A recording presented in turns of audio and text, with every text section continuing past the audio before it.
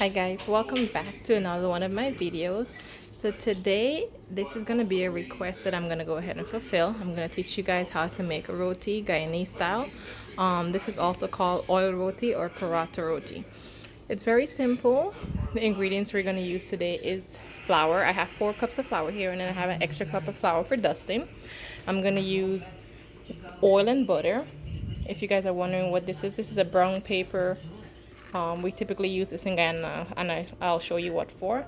2 cups of water, half teaspoon of baking powder, 1 tablespoon of ghee, and 1 tablespoon of sugar, and some salt.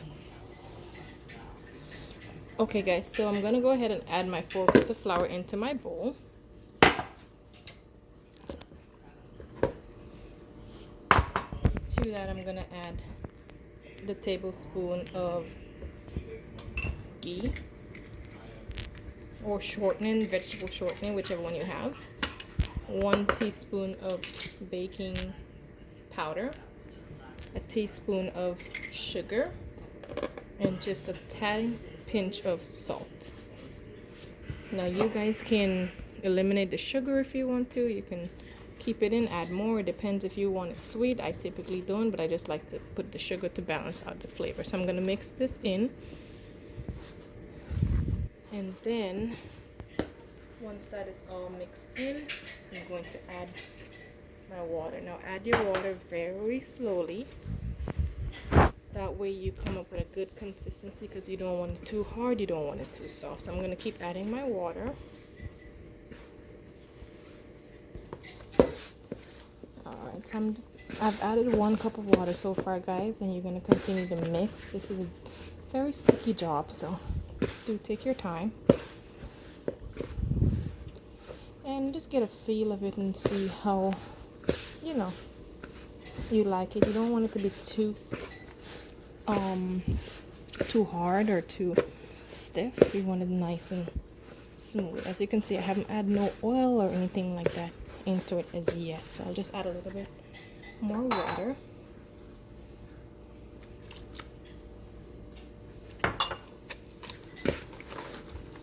And just keep mixing.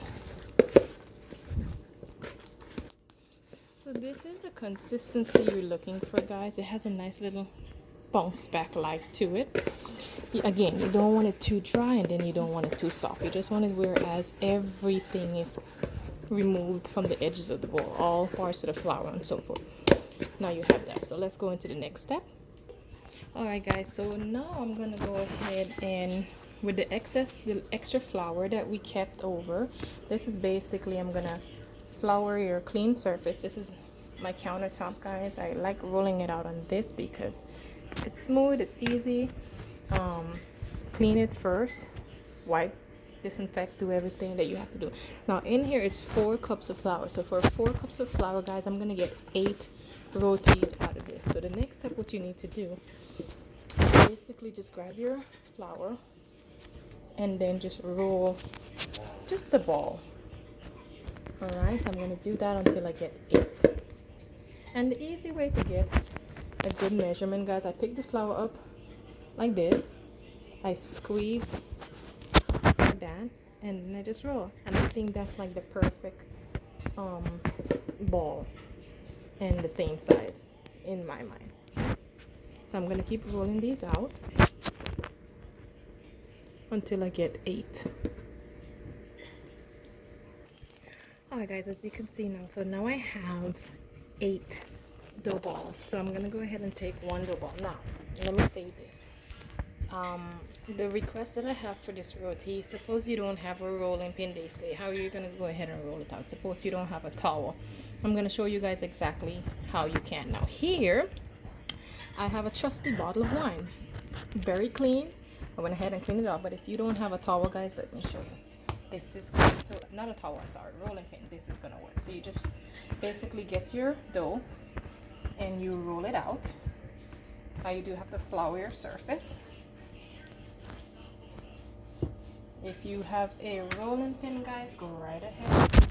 If not, grab a bottle, a wine bottle, a rum bottle, whatever you guys have, and then you roll it out as big as possible and maybe as round as you can. All right, but you don't want it to, break and go through it, so you don't want to roll it super thin. Now, once you have it like this is what you'll do. Now remember my butter and my oil mix. Now this paper bag, we normally use this in Guyana, so I always use it. And then if you have a brush, you can use the brush, guys. But I'm gonna oil the inside of the roti like this. Now you have to roll it back up. So here's what you do, guys. So I'm gonna take my roti and then I'm gonna cut it in the middle. Not all the way to the top, but I'm cutting it in the middle. Now I'm gonna start rolling from this end and I'm gonna roll it around and around.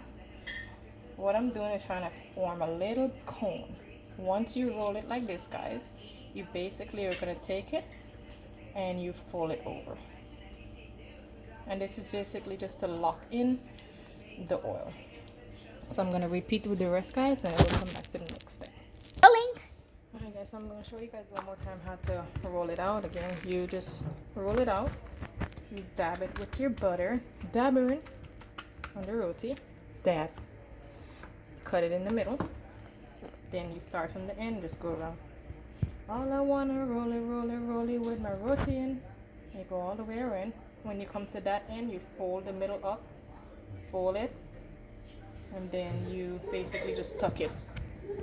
Alright guys, so now that I have it all rolled out, guys, I'm gonna go ahead and cover it with 2 damp paper towels, because I don't want it to dry out. It's all oiled up for about 15 minutes, and then we'll come back and start to cook.